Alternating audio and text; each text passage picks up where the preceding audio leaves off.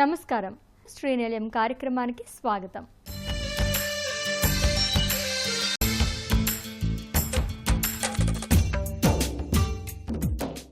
ఇంటి నిర్మాణంలో వచ్చిన నూతన పోకడలు, ఇంటి ముస్తాబుకు సంబంధించిన తాజా విశేషాలు, స్థానిక సంస్థలు అందిస్తున్న సదుపాయాలతో మీ ముందుకొచ్చింది ఈ వారం శ్రీనిలయం. ఆంధ్రప్రదేశ్లో సహజ వనరులకు కొరత లేదు. నదులు, వాగులు, వంకలు ఎక్కువగా ఉన్న ఆంధ్రప్రదేశ్లో ఇప్పుడు ఇసుక విరివిగా దొరుకుతుంది. గత ప్రభుత్వ పాలనలో ఇసుక కోసం పడరాని పాటలు పడేవారు. ట్రాక్టర్ ఇసుక దొరికితే చాలు మహాప్రభో అనుకునే రోజులవి. అలాంటిది కూటమి ప్రభుత్వం వచ్చాక, ఉచిత ఇసుక విధానాన్ని పెట్టాక పరిస్థితుల్లో మార్పు వచ్చింది. ఉచిత ఇసుకతో ఇళ్ల ధరలు తగ్గడమే కాదు, లభ్యత కూడా పెరిగింది. భవన నిర్మాణ రంగం ఒక్కసారిగా ఊపందుకుంది. అటు బిల్డర్లతో పాటు ఇటు సామాన్య గృహ నిర్మాణదారుల నుంచి సానుకూల స్పందన కనిపిస్తుంది. మరి ఈ నేపథ్యంలో ఆంధ్రప్రదేశ్లో ఇసుక పాలసీ రియల్ రంగానికి ఏ విధంగా తోడ్పడుతోంది అనే అంశంపై ప్రత్యేక కథనం శ్రీనిలయం స్థిరాస్తిలో.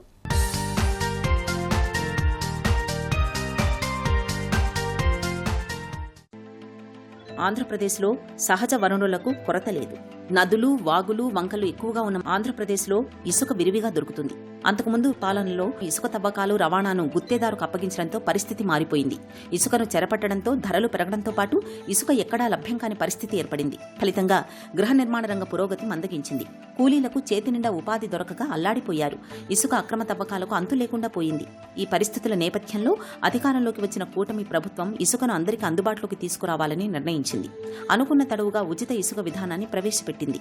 సొంత గృహాల నిర్మాణానికి సమీప గ్రామాల నదులు, వాగుల నుంచి ట్రాక్టర్ల ద్వారా ఉచితంగానే ఇసుకను తీసుకువెళ్లవచ్చని ప్రభుత్వం ఆదేశాలు జారీ చేసింది. మరోవైపు అన్ని జిల్లాల్లో ఇసుక రీచ్లను గణనీయంగా అందుబాటులోకి తెచ్చింది. ఫలితంగా ఒకప్పుడు ప్రియంగా ఉండే ఇసుక అందరికీ అందుబాటులోకి వచ్చింది. ఇప్పుడు ఎక్కడ చూసినా కొత్త భవన నిర్మాణాలు జోరందుకున్నాయి. అంతకుముందు పాలనలో టన్ను 700 రూపాయల నుంచి 1000 రూపాయల వరకు ఉండగా ప్రస్తుతం 250 నుంచి 350 రూపాయల దాకా దొరుకుతోంది. లారీ ఇసుక గతంలో 10,000 నుంచి 12,000 వరకు ఉండేది. ప్రస్తుతం 6,000కే లభ్యమవుతోంది. ఇసుక లభ్యత, నాణ్యత కూడా పెరిగింది.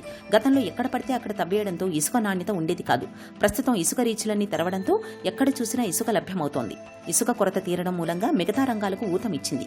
ఇసుక ధర తగ్గడంతో గృహ నిర్మాణ ధరలు తగ్గుముఖం పట్టాయని బిల్డర్లు హర్షం వ్యక్తం చేస్తున్నారు. ఉచిత ఇసుక విధానాన్ని ఇలాగే కొనసాగించాలని వారు ప్రభుత్వాన్ని కోరుతున్నారు. కూటమి ప్రభుత్వం ఏర్పడినాక ఇసుక ప్రజలకు బాగా అందుబాటులోకి వచ్చింది. ఉచితంగా ఇసుక ఇవ్వడం కూడా చాలా గృహ నిర్మాణం కూడా ఊపందుకుంది. అంతకుముందు గవర్నమెంట్లో, వైసీపీ గవర్నమెంట్లో ఇసుక లభ్యత క్వాలిటీనూ లేదు. మరియు రేటు కూడా టన్ను వచ్చి 700 రూపాయల నుంచి 1000 రూపాయల వరకు ఛార్జ్ చేయడం జరిగింది. అది కూడా లభ్యత సరిగా లేదు. ఇప్పుడు కూటమి ప్రభుత్వం ఏర్పడిన తర్వాత ఇసుక చాలా ఫ్రీగా దొరుకుతాయింది. ఏర్పడిన తర్వాత ఒక 2 నెలల ఇబ్బంది అయితే పడటం జరిగింది, కానీ తర్వాత నుంచి చాలా ఫ్రీగా ఇసుక దొరుకుతాయింది. ఇసుక టన్ను వచ్చి ఆల్మోస్ట్ లారీ టన్ను, ఒక టన్ను వచ్చి 250 రూపాయల నుంచి 350 రూపాయల వరకు జరుగుతాయింది. ఆ డిస్టెన్స్ని బట్టి ఉంటుంది. అంటే సుమారుగా లారీ వచ్చి 6,000 దొరుకుతుంది. అదే లారీ ఇసుక పోయిన గవర్నమెంట్లో 10,000 నుంచి 12,000 వరకు దొరికేది. ఇది ఇసుక ఉచితంగా లభ్యం కారణంగా కూలీలకు కూడా సరిగ్గా ఉపాధి దొరుకుతాయింది. నిర్మాణ రంగం కూడా చాలా ఊపందుకుంది. బిల్డింగ్ యాక్టివిటీ కూడా చాలా బాగుంది. క్వాలిటీ ఆఫ్ శాండ్ కూడా బాగుంది ఇప్పుడు. అందుకని కూటమి ప్రభుత్వానికి మా క్రెడై తరఫున పూర్తిగా అభినందనలు తెలియజేస్తున్నాం. వినియోగదారులకి మ్యాక్సిమం రీచబుల్లోకి వచ్చిందండి ఇప్పుడు శాండ్. చాలా ఆ సిస్టమ్ కూడా చాలా ఈజీగా ఉంది కస్టమర్కి రీచ్ అవ్వడానికి కూడా. ఇక్కడ మనం 2 విషయాలు మాట్లాడుకోవాలండి. ఒకటి ప్రైస్ మాట్లాడుకోవాలి, తర్వాత రెండోది ఏంటంటే అవైలబిలిటీ ఆఫ్ శాండ్. అంతకుముందు సేమ్ గవర్నమెంట్లో కూడా ఇప్పుడు ఉన్నదానికంటే కొంత ప్రైస్ కూడా ఎక్కువ ఉండేదండి. కానీ ఇప్పుడు ఎప్పుడైతే ఈ ఫ్రీ పాలసీ పెట్టారో, ఈ గవర్నమెంట్ చేంజ్ అయిన తర్వాత ఏదైతే ఫ్రీ పాలసీ పెట్టారో అవైలబిలిటీ కూడా బాగా పెరిగిందండి. అలాగే ప్రైస్ కూడా లాస్ట్ 15-20 ఇయర్స్లో ఎప్పుడు కొనని రేట్లో పర్ టన్ వచ్చి 250 నుంచి 350 రూపీస్లో వినియోగదారుడికి దొరుకుతుందండి. దానివల్ల ఏమవుతుందంటే కన్స్ట్రక్షన్ రంగంలో మిగతా మెటీరియల్స్ అన్ని కాస్ట్ పెరిగినా ఈ శాండ్ తగ్గడం వల్ల వినియోగదారుడు మ్యాక్సిమం కొంత ఫ్లెక్సిబిలిటీ ఫీల్ అయ్యి కొంత కంఫర్టబుల్గా ఫీల్ అవుతున్నాడండి.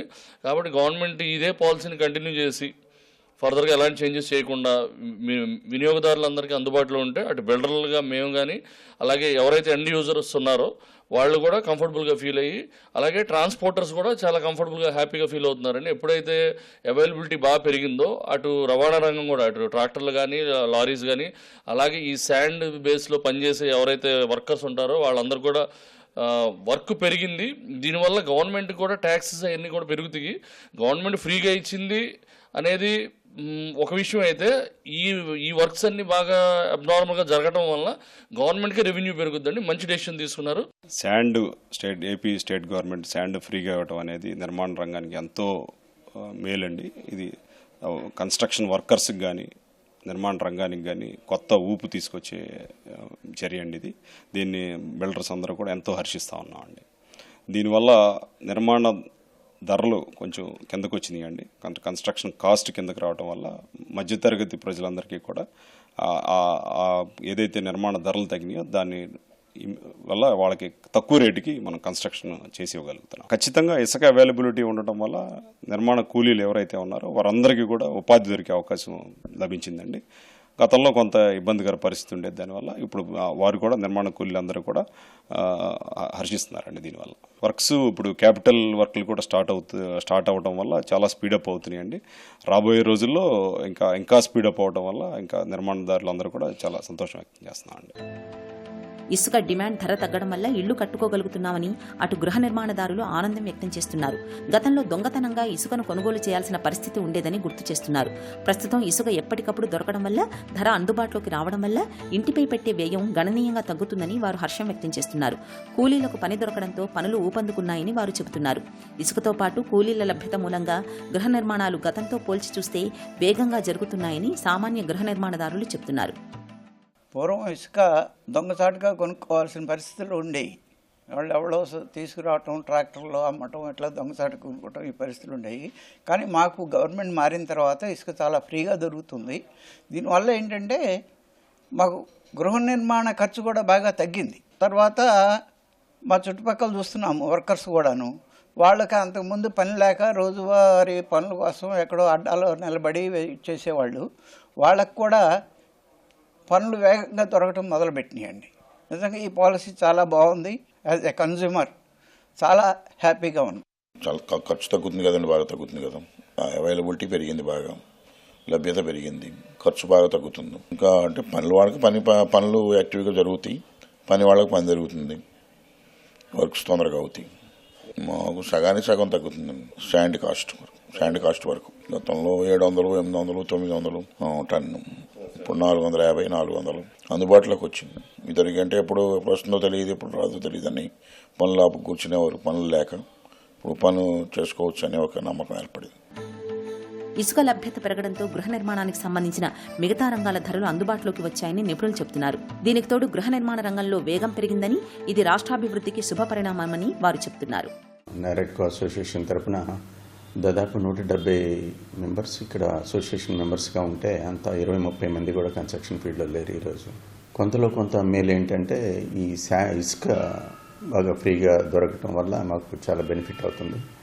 దానికి తగ్గట్టుగా కన్స్ట్రక్షన్ విరివిగా జరిగి కొంచెం మార్కెటింగ్ జరిగితే మంచి రోజులు వస్తాయని ఎదురు చూస్తున్నాము. ఈ రియల్ ఎస్టేట్ రంగం బాగా పుంజుకునేది ఈ గవర్నమెంట్ అని ఆశాజనకంగా ఉన్నాము మేము.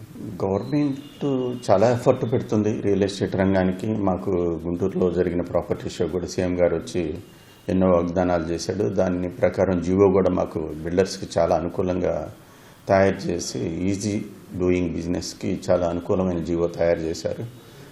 దానికి మేము తప్పనిసరిగా పట్టణాభివృద్ధి శాఖ మంత్రి నారాయణ గారికి చాలా కృతజ్ఞతలు చెప్పాలి. అట్లనే సీఎం చంద్రబాబు నాయుడు గారు కూడా దానికి యాక్సెప్ట్ చేసినందుకు చాలా సంతోషకరమైన వార్త అది మాకు. నా ఆలోచన ప్రకారం ఇంకా మార్కెట్ 2-3 మంత్స్లో అవకాశం ఉంటుంది. కొంచెం ఈ క్యాపిటల్ రివిజన్లో వర్కులు స్టార్ట్ చేసి టెండర్స్ పిలిచి కొంచెం డెవలప్మెంట్ కనపడితే, ఎందుకంటే లాస్ట్ ప్రభుత్వం డెవలప్మెంట్ మీద అంత శ్రద్ధ చూపకుండా సంక్షేమ పథకాలతోటే సరిపెట్టింది. ఈ ప్రభుత్వం 2 విధాలుగా కూడా సంక్షేమ పథకాలతో పాటు అభివృద్ధి కూడా చేయాలని చూస్తుంది. కాబట్టి మా రంగం అభివృద్ధి చెందిద్దని అనుకుంటున్నాం. టెర్రకోట పురాతన మానవ నిర్మిత మట్టి సామాగ్రిలో ఒకటి. ఇప్పుడు కాస్త ఆధునికతను సంతరించుకుని ఇల్లు, బిల్లాలు, కార్యాలయాల ముందు దర్పం ఒలకబోస్తోంది. నిర్మాణాల ఎలివేషన్లోనే కాదు, ఇంటి లోపల ఇంటీరియర్స్లోని టెర్రకోట డిజైన్స్ను ముచ్చటపడి చేయించుకుంటున్నారు. సహజత్వం ఉట్టిపడేలా, అందాన్ని పెంచేలా ఉండటంతో క్రమంగా ఇటువైపు మొగ్గు చూపుతున్నారు. మార్పులు వస్తున్నాయి. గృహ నిర్మాణంలో ఎప్పటికప్పుడు కొత్త పోకడలను అనుసరిస్తుంటారు. 10 ఏళ్ల క్రితం కట్టిన వాటికి ప్రస్తుతం నిర్మిస్తున్న ఇళ్లకు స్పష్టమైన తేడాను గమనించవచ్చు. తీరుతెన్నులు ఒకటే అయినా ఇంటి ముందు భాగంలో, లోపల అలంకరణలో ఈ మార్పులు స్పష్టంగా కనిపిస్తుంటాయి. ఇటీవల పర్యావరణ అనుకూలమైన టెర్రకోట పోకడపై ఎక్కువ మంది ఆసక్తి చూపుతున్నారు. మరి ఈ నేపథ్యంలో టెర్రకోట ఇటుకలు ఇంటికి ఎలాంటి అందాన్నిస్తాయో ప్రత్యేక కథనం గృహశోభలో మీకోసం.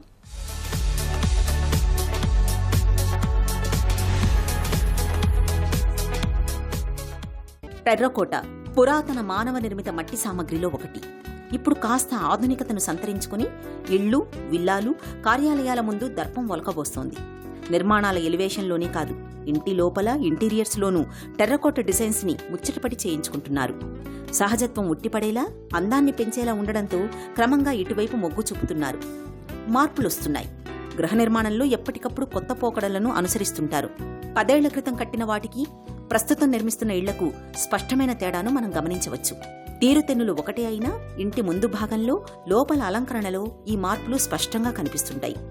ఇటీవల పర్యావరణ అనుకూలమైన టెర్రకోట పోకడపై ఎక్కువ మంది ఆసక్తి చూపిస్తున్నారు. వివిధ డిజైన్లు అలంకరించుకుంటున్నారు. కావలసిన ఆకృతులతో పాటుగా రంగుల ఎంపికకు వీలుంది.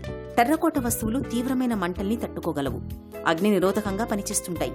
మన్నికా ఎక్కువే. సహజంగా భవనాల ముందు భాగంలో ఎక్కువగా అద్దాలను ఉపయోగించేవారు. మళ్లీ ఇప్పుడు కొందరు టెర్రకోటను కార్యాలయాల ఎలివేషన్కు వాడుతున్నారు. నగరంలో కొత్త భవనాల ముందు అక్కడక్కడా చూడొచ్చు. ఉష్ణోగ్రతలు క్రమంగా పెరుగుతున్న నేపథ్యంలో వేడి లోపలికి రానివ్వకుండా నియంత్రిస్తుంది. ఫలితంగా విద్యుత్తు ఆదా అవుతుంది. ఇది పర్యావరణ అనుకూలం. వాహన శబ్దాలు పెరిగిన పరిస్థితుల్లో ఇవి ధ్వని శోషణ స్థాయిని అదుపు చేస్తాయి. ప్రతిధ్వనులు తగ్గుతాయి. ఇన్సులేషన్ గాను పనిచేస్తాయి. క్లాడింగ్, ఎలివేషన్ కోసం టెర్రకోట జాలీల రకరకాల డిజైన్లు మార్కెట్లో ఉన్నాయి. గ్రీక్ కలెక్షన్ను కొన్ని సంస్థలు ప్రవేశపెట్టాయి. బాల్కనీల్లోనూ ఉపయోగిస్తున్నారు. సహజ వెలుతురు కోల్పోకుండా గదుల్లో పార్టిషన్ కోసం దీని వినియోగం ఇటీవల బాగా ప్రాచుర్యం పొందుతోంది. బిగించడం కూడా సులువే. ఫ్రేమ్ని సిద్ధం చేసుకుని అందులో నచ్చిన జాలీ డిజైన్ని అమర్చుకోవచ్చు. ఇంటీరియర్లో టెర్రకోట నిర్మాణ సామగ్రిని ఎక్కువగా ఉపయోగిస్తున్నారని డిజైనర్లు చెబుతున్నారు. సహజంగా భవనాల ముందు భాగంలో ఎక్కువగా అద్దాలను ఉపయోగించేవారు. మళ్ళీ ఇప్పుడు కొందరు టెర్రకోటను ఇంటి ఎలివేషన్కు వాడుతున్నారు. నగరంలో కొత్త భవనాల ముందు అక్కడక్కడ చూడొచ్చు.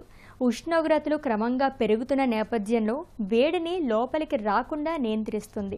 ఫలితంగా విద్యుత్తు ఆదా అవుతుంది. పర్యావరణ అనుకూలం. వాహన శబ్దాలు పెరిగిన పరిస్థితుల్లో ఇవి ధ్వని శోషణ స్థాయిని అదుపు చేస్తాయి. ప్రతిధ్వనులు తగ్గిస్తాయి. ఇన్సులేషన్గాను పనిచేస్తాయి. క్లాడింగ్, ఎలివేషన్ కోసం టెర్రకోట జాలీల రకరకాల డిజైన్లు మార్కెట్లోకి ఉన్నాయి. గ్రీక్ కలెక్షన్ను కొన్ని సంస్థలు ప్రవేశపెట్టాయి. బాల్కనీల్లోనూ ఉపయోగిస్తున్నారు. టెర్రకోట ఒక ఏన్షియంట్ మటీరియల్. మనము హరప్పా, మొహెంజోదారో నుంచి మనం వింటున్నాము. ఈ యొక్క మటీరియల్ సాధారణంగా మనకి క్లే బ్రిక్స్ కానీ, క్లే టైల్స్ రూపంగా, ఒక మట్టి బొమ్మలు, కుండలు, అలా చాలా రకాలుగా మనము ఎప్పటి నుంచో చూస్తున్నాము. టెర్రకోట ప్రోడక్ట్స్ మట్టిలో ఉన్న క్లే నుంచి తయారు చేస్తారు. సో ఇదొక న్యాచురల్ ప్రోడక్ట్. న్యాచురల్ ప్రోడక్ట్ అంటే ఒక green product. So green product వల్ల మనం సస్టైనబిలిటీని కూడా మనం అచీవ్ చేయగలుగుతాము. ఇదొక రీసైకిలబుల్ మటీరియల్, ఇదొక రీయూజబుల్ మటీరియల్ కాబట్టి మనం దీన్ని చాలా ఎంకరేజ్ చేయొచ్చు. టెర్రకోట ప్రోడక్ట్స్ ఎక్కడ యూజ్ చేస్తామో మనం ఇంటీరియర్స్లో యూజ్ చేయొచ్చు, ఎక్స్టీరియర్స్లో కూడా యూజ్ చేయొచ్చు. మనం ఎక్కడైతే ఈ టెర్రకోట జాలీ ప్యాటర్న్స్ని కన్స్ట్రక్ట్ చేయాలనుకునే ముందు మనం ముందుగానే ఆ వాల్ ఒక సైజు, మార్కెట్లో మనకి అవైలబుల్ అవుతున్న ఆ బ్రిక్ సైజు మనం దృష్టిలో పెట్టుకొని ఆ వాల్ని డిజైన్ చేసుకోవాలి. ఆ brick size into multiple of the size of the బ్రిక్తో ఆ టోటల్ లెంత్ ఉంటుంది. ఆ 2 బ్రిక్స్ మధ్యలో ఉన్న మోటార్ జాయింట్ని మనం దృష్టిలో పెట్టుకొని ఒక స్కిల్డ్ వర్కర్ని మనం అపాయింట్ చేస్తే ఆ ఒక జాలీ ప్యాటర్న్ చాలా బ్యూటిఫుల్గా, ఏస్థెటిక్గా, మనం అనుకున్న డ్యూరబుల్గా, అపిరెన్స్గా ఉంటుంది. అందంగా కనబడడమే కాదు, ఈ యొక్క జాలీ ప్యాటర్న్ వాల్స్ మనకి అద్భుతమైన సౌండ్ ఇన్సులేషన్, హీట్ రెసిస్టెన్స్, మనకు కావాల్సిన ఫైర్ రెసిస్టెన్స్, ఒక కూలింగ్ ఎన్విరాన్మెంట్, ఒక కూలింగ్ ఎఫెక్ట్ని ఇస్తుంది. మనకి ఎయిర్ సర్క్యులేషన్ చాలా బాగుంటుంది. దానివల్ల ఇంటి లోపల ఉన్న ఆక్యుపెంట్స్ చాలా హెల్దీగా, ఒక యాక్టివ్గా, ఫ్రెష్గా, కంఫర్టబుల్గా ఉంటారు. ఈ కాంబినేషన్ మనం ఇంటి ఎలివేషన్లో కానివ్వండి, లివింగ్ రూమ్స్లో కానివ్వండి, ఒక కార్నర్ బెడ్రూమ్ థీమ్స్లో కానివ్వండి, మనం మొత్తం ఇంట్లో యూజ్ చేయం, ఒక కార్నర్స్లో కానివ్వండి, ఆ ఒక్క థీమ్ వల్ల మొత్తం ఆ స్పేస్ని చాలా బ్యూటిఫై చేస్తుంది. దేశవ్యాప్తంగా జనాభా పెరుగుతోంది, కానీ మానవ నివాసయోగ్యమైన భూమి మాత్రం పెరగదు. ప్రతి మనిషి జీవితంలో ఇల్లు, పెళ్లి ముఖ్య ఘట్టాలు. సొంతింటి కల నెరవేర్చుకునేందుకు భవిష్యత్ అవసరాల దృష్ట్యా చాలామంది స్థిరాస్తి కొనుగోలు చేస్తుంటారు. అయితే చాలామంది తాము నివసిస్తున్న ప్రాంతాల్లో కొనాలని చూడటం ద్వారా అప్పటికి ఆ ప్రాంతం అభివృద్ధి చెంది ధరలు పెరుగుతాయి. తమ బడ్జెట్లో దొరక్కపోవచ్చు. అందుకే నగర పరిసర ప్రాంతాల్లో ఏ వైపు తీసుకున్నా ఇంటి స్థలాలు, ఫ్లాట్లు ధరలు రోజురోజుకి పెరుగుతుంటాయి. సొంతిల్లు లేని వాళ్ళు సరైన సమయంలో నిర్ణయం తీసుకోవాలి. రోజురోజుకు ధరలు పెరుగుతున్న నేపథ్యంలో కాస్త తెలివిగా ఆలోచిస్తే ఇల్లు కొనడం కష్టం కాదు అంటున్నారు ఈ రంగంలోని నిపుణులు. సొంతింటి కల తీరేందుకు ఎలాంటి ప్రణాళిక తీసుకోవాలి అనే అంశంపై ప్రత్యేక కథనం శ్రీనిలయం స్థిరాస్తిలో.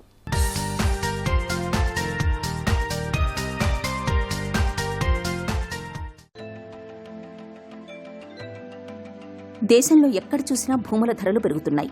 ఇన్వెంటరీ కూడా తక్కువగా ఉండడంతో ఇళ్ల ధరలు చుక్కల్ని తాకుతున్నాయి. ఇలాంటి సమయంలో సరైన ప్రాంతంలో సరైన ప్రాపర్టీని కొనడం ఎలా అని చాలా మందికి పెద్ద సందేహంగా ఉంటుంది. సొంత ఇంటి కల తీరేనా అని బెంగగా ఉంటుంది. రోజురోజుకు భూముల ధరలు పెరగడంతో ఇళ్ల ధరలు తగ్గే అవకాశం లేనందున ఇల్లు కొనుగోలు చేయడం చాలా కష్టంగా మారుతోంది.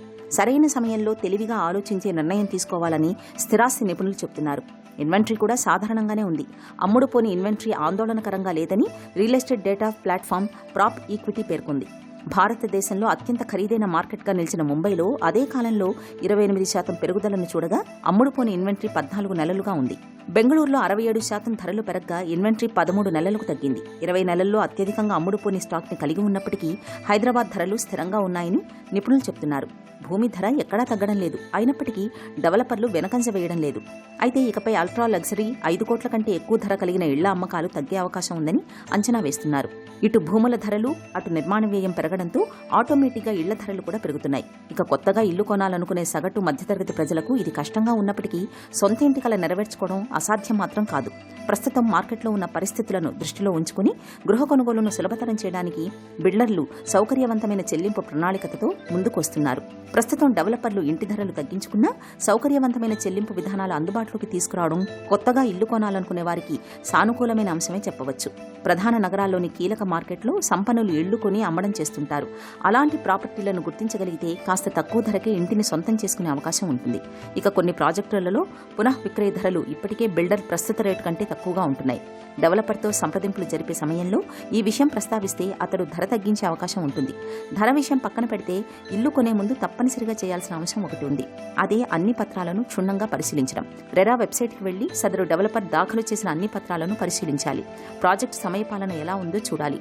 ప్రాజెక్టు పూర్తి కావడానికి ఎంత సమయం ఉంది, అంతకాలం పాటు అటు అద్దె ఇటు ఈఎంఐ చెల్లించగలమా లేదా అనేది నిర్ధారించుకోవాలి. అయితే కొన్ని ప్రాజెక్టుల డెవలపర్లు కొన్ని నెలల పాటు ఈఎంఐ తామే భరిస్తామని ఆఫర్లు ఇస్తుంటారు. అలాంటిదేమైనా ఉందేమో ముందే చూసుకోవాలి. ఇక ఇటీవలే గృహ కొనుగోలుదారులకు ఆర్బీఐ తీపి కబురు అందించింది. చాలా కాలం తర్వాత రెపో రేటును 25 బేసిస్ పాయింట్లు తగ్గించింది. దీనివల్ల ఇంటి రుణాల వడ్డీ భారం కాస్త తగ్గుతుంది. ఈ నేపథ్యంలో సొంత ఇంటి కల నెరవేర్చుకోవడం కష్టం కాదని కాస్త ఆలోచించి అన్ని పరిశీలించి చక్కని నిర్ణయం తీసుకోవాలని నిపుణులు చెబుతున్నారు. చాలామంది బిల్డర్లు ఇన్వెంటరీ బిల్డ్ అయినా సరే, ఇన్వెంటరీ కొద్ది ఫైలప్ అయినా సరే రేట్లు తగ్గట్లేదు. గత 1 ఇయర్గా ఎక్కడ కూడా రేట్లు పెంచలేదు, రేట్లు తగ్గలేదు. యాక్చువల్గా జనరల్ ట్రెండ్ ఏంటంటే రియల్ ఎస్టేట్లో ఎవ్రీ 2-3-4 మంత్స్ గజానికో అడుక్కో 200, 300, 1000, 2000 పెంచుతూనే పోతూ ఉంటారు. ముఖ్యంగా బిల్డర్స్ ఇన్వెంటరీని పైలప్ కాకుండా లిక్విడిటీ చేసుకోవడానికి రకరకాల స్కీములు అంటే డిజైన్ చేస్తున్నారు. Like for example pre EMI, అంటే మీరు ఈఎంఐలు కట్టక్కర్లేదు, ప్రాపర్టీ అయిన తర్వాత ఈఎంఐలు కట్టాలి, అది చాలా ఆఫ్. అట్లనే బ్యాంక్ వాళ్ళు చూసుకుంటే బ్యాంక్ లోన్ ఇంతకుముందు మనకి ₹1 కోటి తక్కువ లోన్ అయితే 20% కట్టాలి, ₹1 కోటి కంటే ఎక్కువ లోన్ అయితే 25% కట్టాలి. ఇప్పుడు బోత్ ప్రైవేట్ బ్యాంక్స్ కానీ కోఆపరేటివ్ బ్యాంక్స్ కానీ నేషనల్ బ్యాంక్ కానీ 90 to 100% ఇస్తాం, ప్రొవైడెడ్ మీ సిబిల్ స్కోర్ కానీ మీ రేటింగ్ ఎలా ఉంది, మీ రీపేయింగ్ కెపాసిటీ ఎలా ఉంది చూసుకొని ఇస్తున్నారు. బిల్డర్ దగ్గర ప్రాపర్టీ కొనుక్కునేటప్పుడు మీరు డెఫినెట్గా కొన్ని పత్రాలు పరిశీలించాలి. అందులో చాలామంది ఓనర్స్ కానీ అంటే బయర్స్ కానీ ఇన్వెస్టర్స్ కానీ టైం స్పెండ్ చేయరు. మెయిన్గా చూడాల్సింది link documents, encumbrance certificates, legal opinion, government permissions, FTL buffer zone, ఇలాంటివన్నీ కూడా 111 GO, forest zone, bio conservation ఇలాంటివన్నీ కూడా ఉంటాయి. ఎక్స్పర్ట్ లాయర్ దగ్గర ఎందుకు ఇప్పుడు ప్రస్తుతంగా మీరు చూస్తే కనుక మార్కెట్లో professional lawyers for real estate కూడా చాలామంది చేస్తున్నారు. సో ముందు మీరు ఖచ్చితంగా ఏ ప్రాపర్టీ కావాలి, ఫ్లాట్ కావాలా, విల్లా కావాలా, ప్లాట్ కావాలా అనేది ఒక క్లారిటీ ఉండాలి. ఫ్లాట్ అంటే ఎన్ని బెడ్రూమ్లు, ఏ ఫ్లోరు, ఏ ఫేసింగ్, ఎంత స్క్వేర్ ఫీటు, ఇది రెండో క్లారిటీ. మూడోది నా డబ్బులు ఎంత ఉన్నాయి, నా దగ్గర ఎంత ఉన్నాయి, బ్యాంకులోనే ఎంతది వస్తుంది, ఎలిజిబిలిటీ, సిబిల్ రేట్ ఎట్లా ఉంది, హ్యాండ్ లోన్ తీసుకోవాలా, పర్సనల్ లోన్ తీసుకోవాలా, హోమ్ లోన్ తీసుకోవాలా, గోల్డ్ లోన్ ఇవన్నీ కూడా ప్రాపర్టీ చూడడం ముందే మీరు చేస్తారు. చాలామంది ఏం చేస్తారు, ప్రాపర్టీ కొన్న తర్వాత డిసైడ్ చేసుకున్న తర్వాత వర్క్ చేస్తారు, ఫెయిల్ అవుతారు. సో అండ్ రెసిడెన్షియల్లో మీరు కొనుక్కునేట్టు ఒక 4 పర్పస్ ఉంటాయండి. అంటే ప్రాపర్టీ కొనుక్కునేట్టు ఒకటి మన సొంత పర్పస్, మన సొంత యూసేజ్ కొనుక్కుంటాం, దాన్నే క్యాపిటివ్ కన్జంప్షన్ అంటాం. రెండోది ఏంటంటే ట్రేడింగ్. మనం ఏ దగ్గర కొని ఒక 6 నెలలు 1 year నుంచి మనం రిజిస్ట్రేషన్ చేసుకుంటే అగ్రిమెంట్లో వెళ్ళి ఆ బయర్ని ఎత్తుకొని 10, 20, 30% మార్జిన్ వేసుకొని అమ్మేస్తాం, అది ట్రేడింగ్ అంటారు. మూడోది ఏంటంటే రెంటల్ ఇన్కమ్ కోసం. రెంటల్ ఇన్కమ్ అంటే మనం ఫస్ట్ ప్రాపర్టీ ఆల్రెడీ మనం కొనుక్కొని ఉంటాం, సెకండ్ థర్డ్ ప్రాపర్టీ డబ్బులు ఉన్నాయి కాబట్టి కొనుక్కుంటాం, లేదా లోన్ వస్తుందని కొనుక్కుంటాం. కొనుక్కునేటప్పుడు మీరేం తెలుసుకోవాలంటే దాని మీద రిటర్న్స్ ఎంత వస్తాయి. చాలామంది ఎక్కువ వస్తుంది, రెసిడెన్షియల్లో రిటర్న్స్ చాలా తక్కువ ఉంటాయండి. ఒక ₹1 కోటి ఫ్లాట్ కొంటే 25 నుండి 20,000 నుండి 25,000 రెంట్ వస్తుంది. అంటే 12 పాతికలు, 12 × 25 3 లక్షలు. ₹1 కోటి పెడితే 1,30,00,000 పెడితే మీకు 3 లక్షలు, 3%, 2.5 to 3% వస్తుంది. అదే కమర్షియల్ పెట్టుకుంటే 6 to 8% వస్తుంది.